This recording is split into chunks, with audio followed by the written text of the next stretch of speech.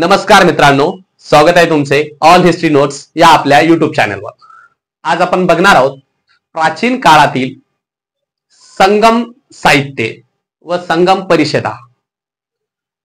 या संगम साहित्य आणि संगम परिषदा आयोजित करण्याचं महत्त्वपूर्ण कार्य हे दक्षिण भारतामधील सेर, चोल आणि पांडे या शासकांनी केलेलं आहे। तर संगम साहित्याची पहिली परिषद ही मदुराई येथे अगस्त ऋषी यांच्या अध्यक्षतेखाली झालेली आहे।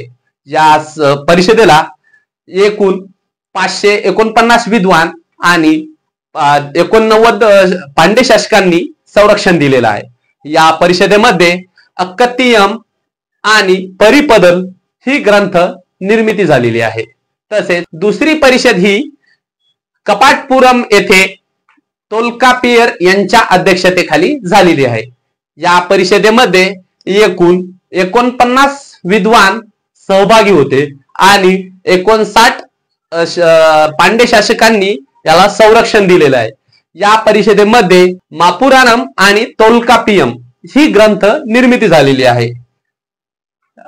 तोल्कापियम हा ग्रंथ तामिळ भाषेचे व्याकरण आहे आणि याचा लेखक तोल्कापियर हा आहे।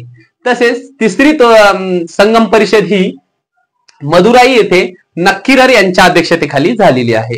या परिषदेमध्ये टोटल 49 विद्वानांनी सहभाग घेतलेला होता।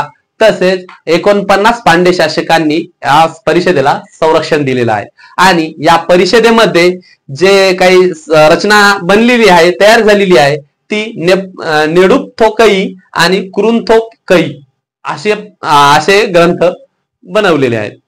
थँक्यू।